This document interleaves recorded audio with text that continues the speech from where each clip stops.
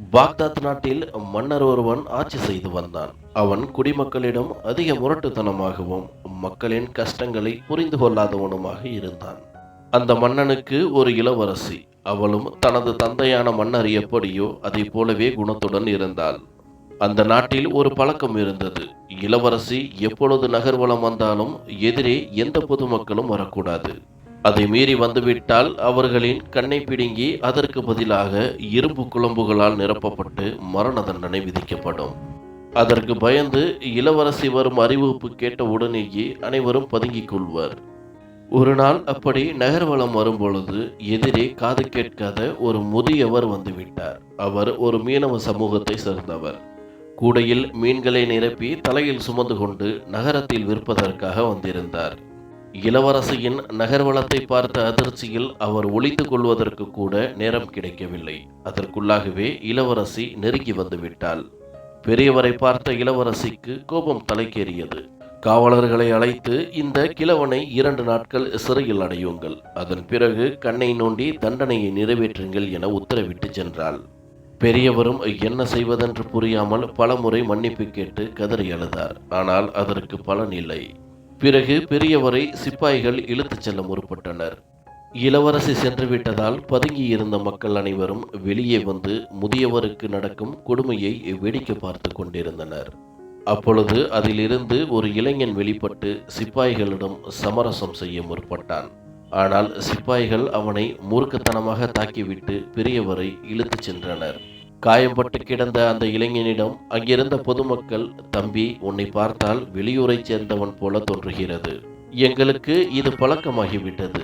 உன்னை போல புதிய ஆட்களுக்கு இந்த நகரம் ஒத்து வராது. நீ இங்கிருந்து சென்றுவிடு என அறிவுரை கூறிவிட்டு சென்றனர். இளைஞனும் சிறிது நேரம் யோசித்துவிட்டு அங்கேயே அமர்ந்து விட்டான். இதற்கெல்லாம் காரணம் இளவரசியின் கர்வம்தான். அதை எப்படியும் உடைத்து பொதுமக்களுக்கு நல்லது செய்ய வேண்டும் என நினைத்தான். அதன்படி அன்று இரவே அரண்மனையை நோட்டமிடச் சென்றான். ஆனால் அங்கு பலத்த காவல் போடப்பட்டிருந்தது. வேறு வழியில்லாமல் திரும்பி வந்து விட்டான். இப்படியே தினமும் சென்று பார்க்க ஒரு நாள் அரண்மனைக்குள் செல்லும் வாய்ப்பு கிடைத்தது. சற்றும் தாமதிக்காமல் யாருக்கும் தெரியாமல் அரண்மனையில் ஏறி இளவரசியின் அறைக்குள் புகுந்து விட்டான். அங்கே சென்று பார்க்க இளவரசி அமைதியாக உறங்கிக் கொண்டிருந்தாள். சற்று நேரம் அவளையே பார்த்து கொண்டிருந்தவன் பிறகு சுற்றி முற்றி பார்க்க அங்கே ஒரு அழகான சிவப்பு நிற வைரக்கல் ஒன்று மிளிர்ந்து கொண்டிருந்தது. அதன் வெளிச்சத்தில்தான் அறை முழுவதும் ஒளி பரவி கிடந்தது. சிறிது நேரம் யோசித்தவன் உடனடியாக வைரக்கல்லை எடுத்து மறைத்து வைத்து கொண்டான். பிறகு எப்படி சென்றானோ அப்படியே வெளியே வந்து விட்டான். காலையில் எழுந்த இளவரசி வைரக்கல்லை பார்க்க அது அங்கே இல்லை. பதறி போனவள் உடனடியாக காவலர்களை அழைக்க அவர்களும் தேடி பார்த்தனர். ஆனால் எங்கும் கிடைக்கவில்லை. இந்த செய்தி மன்னருக்கும் தெரிவிக்கப்பட்டது. இளவரசியின் கோபத்தால் அரண்மனையே நடுங்கியது. மன்னரும் காணாமல் போன வைரக்கல்லை கண்டுபிடித்து தருபவர்களுக்கு என்ன கேட்டாலும் கிடைக்கும் என்று அறிவிப்பு செய்தார். அந்த செய்தி நாடு முழுவதும் பரப்பப்பட்டது. வைரக்கல்லை எடுத்த வாலிபனும் ஒரு முடிவிற்கு வந்தான். அதன்படி மறுநாள் காலை அரண்மனைக்கு சென்ற வாலிபன் தன்னிடம் அந்த வைரக்கல் இருப்பதாக தெரிவித்தான். ஆச்சரியமடைந்த மன்னரும் அதை வாங்கி பார்க்க அது இளவரசியின் அறையிலிருந்து திருட்டு போன அதே வைரக்கல் தான். பிறகு இளைஞனிடம் என்ன வேண்டும் கேள் என்று கேட்க அவனோ 2 நாட்களுக்கு முன்பு கைது செய்யப்பட்ட முதியவரின் விடுதலை வேண்டும் என்றான். மன்னரும் அதற்கு சம்மதித்து முதியவரை விடுதலை செய்தார். மன்னர் அதன் பின்னர் இளைஞனிடம், வைரக்கல்லை கொடுத்ததற்கு நீ கேட்டது கிடைத்து விட்டது. ஆனால் வைரக்கல்லை திருடிய உனக்கு நிச்சயம் தண்டனை உண்டு. உன்னை 2 நாட்கள் அடைத்து அதன் பின்னர் தூக்கு தண்டனை விதிக்கப்படும் என கூறி அவனை சிறையில் அடைக்கும்படி சிப்பாய்களுக்கு உத்தரவிட்டார். இளைஞனும் மறுபேதும் கூறவில்லை. அவனுக்கு முன்பே தெரிந்திருந்தது தனக்கு தண்டனை கிடைக்கும் என்று. அவனும் அதைத்தான் எதிர்பார்த்தான். பின்பு வைரக்கல்லும் இளவரசியிடம் கொடுக்கப்பட்டது. இளவரசி அதை பற்றி விசாரிக்க திருடியவன் கிடைத்து விட்டான். அவனுக்கு தூக்கு தண்டனையும் கிடைத்து விட்டது என்ற செய்தி தெரிவிக்கப்பட்டது. அவளும் தனது தந்தையான மன்னரிடம் வந்து, அப்பா, திருடியவனுக்கு சாதாரணமான தூக்கு தண்டனை கிடைக்கக்கூடாது. அவனை மக்கள் முன்னிலையில் நிறுத்தி அவனது 2 கைகளையும் வெட்ட வேண்டும். அதை பார்க்கும் மக்கள் திருடுவதற்கே அஞ்ச வேண்டும். இதுதான் நம் மக்களுக்கு கொடுக்கும் பாடம் என்று மன்னரிடம் தனது கோபத்தை வெளிப்படுத்தினாள். மன்னரும் அவளின் யோசனைக்கு சரி என சம்மதித்தார். 2 நாட்கள் கழித்து அவனுக்கு தண்டனை நிறைவேற்றப்பட வேண்டும் என உத்தரவிட்டார். இந்த செய்தி சிறையில் இருந்த இளைஞனுக்கும் தெரிவிக்கப்பட்டது. ஆனால் அவன் கவலைப்படுவதற்கு பதிலாக சிரித்து கொண்டிருந்தான். இது சிறையில் இருந்த காவலாளிகளுக்கு ஆச்சரியத்தை வரவழைத்தது. பிறகு அவர்களிடம் அந்த இளைஞன், நீங்கள் எந்த தண்டனை வேண்டுமானாலும் அறிவித்துக் கொள்ளுங்கள், ஆனால் நான் இன்று இரவே இங்கிருந்து தப்பித்து சென்று விடுவேன். அதன் பிறகு நீங்கள் யாருக்கு தண்டனை கொடுப்பீர்கள் என சிரித்து கொண்டிருந்தான். இதை கேட்ட காவலாளிகள் இது குறித்து உயர் அதிகாரிகளுக்கு தகவல் கொடுக்க அவர்களும் நேரில் வந்து விசாரித்தனர். அவர்களிடமும் அதையே கூறினான் இளைஞன். பின்பு இந்த செய்தி மன்னருக்கும் தெரிவிக்கப்பட்டது. மன்னரும் அதிகாரிகளிடம், அவனின் காவலை 2 மடங்காக்குங்கள். அவன் சொன்னது போல தப்பித்து சென்று விட்டால் நமது ராஜ்யத்திற்குத்தான் அவமானம் என அதிகாரிகளுக்கு உத்தரவிட்டார். சொன்னது போலவே அவனை இரவு பகலாக கவனிக்க ஆரம்பித்தனர். மறுநாள் தண்டனையை நிறைவேற்றுவதற்காக அவனை அறைக்கு சென்று பார்க்க அங்கே அவன் இல்லை. அதற்கு பதிலாக அவனது கையில் கட்டப்பட்டிருந்த சங்கிலிகள் மட்டுமே கிடந்தன. இதை பார்த்த அதிகாரிகள் அதிர்ச்சி அடைந்தனர். உடனடியாக மன்னருக்கு தகவல் தெரிவிக்க அவரும் கோபத்தால் கத்தத் தொடங்கினார். இந்த செய்தி மெல்ல மெல்ல மக்களுக்கும் தெரிய ஆரம்பித்தது. மக்களும் மன்னனை கேலி செய்து பேசிக் கொண்டிருந்தனர். மன்னனும் இதை பெரும் அவமானமாக நினைத்தார். ஒரு சாதாரண கைதி நமது முகத்தில் கரியை பூசிவிட்டு சென்று விட்டானே என்று. அவனை பற்றி தகவல் கொடுப்பவர்களுக்கு பரிசாக பொற்காசுகள் கிடைக்கும் என அறிவிக்கப்பட்டது. மன்னரை காண வந்த இளவரசி அவரின் நிலைமையை பார்த்து மிகவும் வருத்தப்பட்டார். பின் மன்னரிடம், தந்தையே, அந்த இளைஞனை பிடிக்க வேண்டுமென்றால் ஆரம்பத்தில் கைது செய்த அதே முதியவரை அவரின் குடும்பத்தோடு கைது செய்து அவர்கள் அனைவருக்கும் மிக கொடூரமான தண்டனை வழங்கப்படும் என அறிவியுங்கள். இந்த முறை அந்த இளைஞன் எப்படியும் அவர்களை காப்பாற்றுவதற்கு வருவான். அப்பொழுது அவனை பிடித்து தண்டனையை நிறைவேற்றிக் கொள்ளலாம் என்றாள். இந்த யோசனையும் மன்னருக்கு சரி எனப்பட்டது. உடனடியாக இளவரசி சொன்னது போல முதியவரின் குடும்பம் கைது செய்யப்பட்டு இன்னும் 2 நாட்களில் தண்டனை நிறைவேற்றப்படுவதாக நாடு முழுவதும் அறிவிக்கப்பட்டது. இந்த செய்தி அந்த இளைஞனுக்கும் தெரிய வந்தது. கோபத்தால் இளைஞன் வெகுண்டெழுந்தான். தன்னை பிடிக்க முடியாமல் முதியவரை கொடுமைப்படுத்தும் மன்னருக்கும் பாடம் கற்பிக்க நினைத்தான். இதற்கு உறுதுணையாக இருந்த இளவரசியையும் பழிவாங்க நினைத்தான். இரவும் வரத் தொடங்கியது.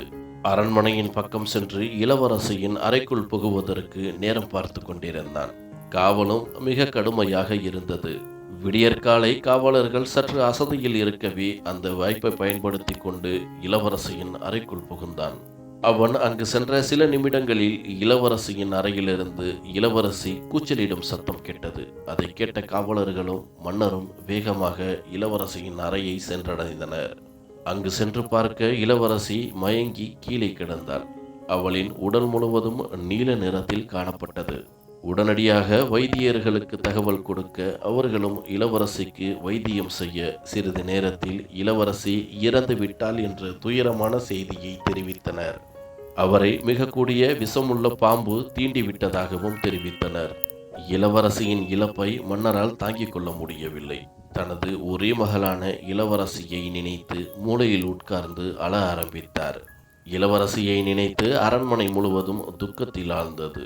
இளைஞனும் வந்து சென்றதுக்கு அடையாளமாக சில தடயங்களை விட்டு சென்றான். இதன் மூலம் இளைஞன்தான் பாம்பை வைத்து இளவரசியை கொன்றுவிட்டதாக மன்னரிடம் தெரிவித்தனர். இதை கேட்ட மன்னரும் மிகுந்த கோபமடைந்தார். பிறகு மறுநாள் இளவரசியின் உடலை அடக்கம் செய்வதற்கான ஏற்பாடுகள் நடந்தது. அந்த நகரம் முழுவதும் மயான அமைதியுடன் துக்கம் அனுசரிக்கப்பட்டது. மாலை இளவரசியின் உடலும் அடக்கம் செய்யப்பட்டது. மறுநாள் மன்னர் இளவரசியின் சமாதியை பார்க்க வர அங்கே அவருக்கு அதிர்ச்சி காத்திருந்தது. ஏனெனில் புதைக்கப்பட்ட இடம் தோண்டப்பட்டிருந்தது. அங்கு இளவரசியின் உடல் இல்லை. மன்னருக்கும் இளவரசி இறந்ததை விட அவளின் உடல் இல்லை என்பதை நினைத்து பெரிதும் துக்கமடைந்தார். உடனடியாக அதிகாரிகளுக்கு உத்தரவு பிறப்பிக்கப்பட்டது. அவர்களும் ஒற்றர்கள் மூலமாக நகரில் உள்ள அனைத்து வீடுகளிலும் சல்லடையிட்டு தேடினர். ஆனால் அதற்கு எந்த பயனும் இல்லை. இரவோடு இரவாக அந்த இளைஞன் இளவரசியின் உடலை தோண்டி எடுத்துக்கொண்டு தனது குதிரையில் வேகமாக அந்த நாட்டை விட்டு கடந்து சென்று விட்டான். வெகு தூர பயணத்திற்கு பிறகு ஒரு காட்டை அடைந்த இளைஞன் அங்கு தனக்கு சொந்தமான குடிசையில் இளவரசியின் உடலை பாதுகாப்பாக வைத்தான். பிறகு அந்த இளைஞனும் சில மந்திரங்களை உச்சரிக்க பாம்பாக உருமாறினான். பின்னர் இளவரசியின் பாம்பு கடித்த தடத்தின் மீது வாய் வைத்து ஊறிய இளவரசியின் உடல் நீல நிறத்திலிருந்து சாதாரண நிறத்திற்கு மாறியது. மீண்டும் மனிதனாக உருமாறிக்கொண்டான். சில நிமிடங்களில் இளவரசியும் கண் விழித்து எழுந்து அமர்ந்தாள். இளவரசிக்கு அனைத்தும் ஒரு கனவாகவே தோன்றியது. உடனடியாக அந்த இளைஞனிடம், நான் உன்னுடைய குதிரையில் வருவதைப் போல தோன்றியது. நான் எங்கே இருக்கின்றேன், எதற்காக இங்கே என்னை அடைத்து வைத்திருக்கின்றாய் என கேள்விகளை கேட்கத் தொடங்கினாள். அந்த இளைஞனும் தன்னை அறிமுகம் செய்து கொண்டான். என்னுடைய பெயர் முனீர். நான் சிறிய நாட்டைச் சேர்ந்தவன். எங்கள் குலத்தொழிலே மந்திரம் செய்வதுதான். எனக்கும் ஓரளவு மந்திரங்கள் தெரியும். எனக்கு அதில் விருப்பம் இல்லாததால் வேறு நகரத்திற்கு சென்று பிழைத்து கொள்ளலாம் என்றுதான் உங்களின் நகரான பாக்தாத்திற்கு வந்தேன். வந்த பிறகுதான் தெரிந்தது உங்களின் கொடுங்கோல் ஆட்சியை பற்றி. உங்களுக்கு பாடம் புகட்டலாம் என நினைத்தேன். அதனால்தான் பாம்பாக உருமாறி அந்த வைரக்கல்லையும் எடுத்தேன். அதன் பிறகு சிறையிலிருந்தும் தப்பித்தேன். அதன் பிறகு கூட வேறு நாட்டிற்கு செல்லலாம் என்றுதான் முடிவு எடுத்தேன். ஆனால் நீங்கள் மீனவ பெரியவரின் குடும்பத்தை சிறையில் அடைத்து தவறு செய்துவிட்டீர்கள். அதற்கு காரணமும் நீங்கள்தான். அதனால்தான் உங்களை பாம்பாக உருமாறி கடித்தேன். அதன் பிறகு நான் நினைத்தது போல உங்களையும் அடக்கம் செய்துவிட்டனர். பிறகுதான் உங்களை அங்கிருந்து எடுத்து வந்தேன். எனக்கு தெரியும், மந்திரங்களால் பாம்பாக உருமாறி கடித்தால் 3 நாட்களுக்குள் மீண்டும் உங்களின் உயிரை காப்பாற்றி விடலாம் என்று. அதனால்தான் நீங்களும் இப்பொழுது உயிரோடு இருக்கின்றீர்கள். நான் உங்கள் மீது ஆசைப்பட்டு இதை செய்யவில்லை. உங்களின் ஆணவத்திற்கும் கர்வத்திற்கும் பாடம் புகட்டவே அப்படி செய்ய வேண்டியதாகிவிட்டது. இப்பொழுது நீங்கள் எனது கட்டுப்பாட்டில் உள்ளீர்கள். நீங்கள் இப்பொழுது எனது அடிமை. இவ்வளவு நாள் நீங்கள் செய்த கொடுமைக்கு இதுதான் உங்களுக்கு தண்டனை என இளைஞன் கூறினான். இளவரசியும் நிலைமையை புரிந்து கொண்டாள். பிறகு இளைஞனிடம், நான் செய்தது தவறுதான். அதிகாரத்திமிரில் அனைத்தையும் செய்துவிட்டேன். என்னை மன்னித்து விடு என்றாள். ஆனால் அந்த இளைஞன் அவளது மன்னிப்பை ஏற்றுக்கொள்ளவில்லை. இளைஞனும், நீங்கள் உயிரோடு இருக்க வேண்டுமானால் நான் சொல்வதை கேளுங்கள். இங்கே சமைப்பதற்கான தேவையான பொருட்கள் உள்ளன. அதை சமைத்து கொடுத்து வீட்டையும் நல்லபடியாக பார்த்து கொள்ளுங்கள். இல்லையென்றால் பசியால் இறந்து விடுவீர்கள் என மிரட்டிவிட்டு சென்றான். இளவரசியும் வேறு வழியில்லாமல் அவன் சொல்வதை செய்ய ஆரம்பித்தாள். சில நாட்கள் வரை இப்படியே சென்றது. இளவரசியும் இளைஞனிடம், என்னை எனது அப்பாவிடம் விட்டுவிடுங்கள், உங்களுக்கு எதுவுமாகாமல் நான் பார்த்து கொள்கிறேன் என கேட்டுக்கொண்டே இருந்தாள். ஆனால் இளைஞனுக்கு அவள் மேல் நம்பிக்கை வரவில்லை. எங்கே மீண்டும் அந்த நகருக்கு சென்றால் தனக்கு தண்டனை கிடைக்குமோ என அஞ்சினான். இப்படியே 2 மாதங்கள் கடந்துவிட்டது. இளவரசியின் நடவடிக்கைகளிலும் பெரிய மாற்றங்கள் தென்பட்டது. இளவரசி என்ற அகங்காரம் சுத்தமாக காணாமல் போயிருந்தது. ஒரு சாதாரண பெண்மணியைப் போல வீட்டு வேலைகள் அனைத்தையும் செய்து வந்தாள்.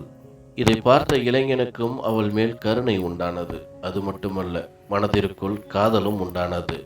ஆனால் அவனுக்குள் ஒரு பயம். ஒரு சாதாரண இளைஞனை இவ்வளவு பெரிய இளவரசி எப்படி ஏற்றுக்கொள்வாள் என்று. ஒரு நாள் இளைஞன் இளவரசியின் மாற்றத்தை அறிந்து கொண்டு அவள் தப்பித்து செல்லட்டும் என நினைத்து அனைத்து கதவுகளையும் திறந்து வைத்துவிட்டு வெளியே சென்று விட்டான். வெகு நேரமாக சுற்றித் திரிந்தவன் இரவு வீடு வந்து பார்க்க இளவரசி தப்பிச் செல்லவில்லை. அவள் எப்பொழுதும் போல தனது வேலைகளை பார்த்து கொண்டிருந்தாள். இது அவனுக்கு சற்று ஆச்சரியமாகத்தான் இருந்தது. மறுநாள் இளவரசியை அழைத்து கொண்டு மன்னரிடம் ஒப்படைப்பதற்கு பாக்தாத் நகரை அடைந்தான். அரண்மனைக்குள் செல்ல தனது மகள் உயிரோடு இருப்பதை பார்த்த மன்னன் ஆனந்த கண்ணீரில் மகளை கட்டி அணைத்துக் கொண்டார். அவளோடு இளைஞன் நிற்பதை பார்த்த மன்னர் கோபத்துடன் அவனது தலையை இப்பொழுதே வெட்டும்படி உத்தரவிட்டார்.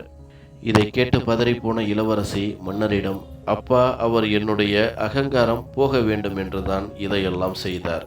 அவர் நினைத்தது போல நானும் மாறிவிட்டேன். அது மட்டுமல்ல, சாதாரண மனிதர்கள் படும் கஷ்டங்களை தெரிந்து கொண்டேன். அதற்கு அவருக்குத்தான் நன்றி சொல்ல வேண்டும். நான் எதை கேட்டாலும் மறுக்காத நீங்கள் இதையும் மறுக்க மாட்டீர்கள் என நம்புகிறேன். நான் அந்த இளைஞனை முழுமையாக காதலிக்க தொடங்கிவிட்டேன். எனக்கு அவரை திருமணம் செய்து வைக்க வேண்டும். இதை நீங்கள் செய்வீர்கள் என நம்புகிறேன் என கூறிக்கொண்டே காலில் விழுந்து அழ ஆரம்பித்தாள். தனது மகள் அழுவதை பார்த்த மன்னரால் தாங்கிக் கொள்ள முடியவில்லை. மன்னரும் திருமணத்திற்கு சரி என்று சம்மதித்தார். இளைஞனும் தனது காதல் முழுமையடைந்ததை எண்ணி மகிழ்ச்சி அடைந்தான்.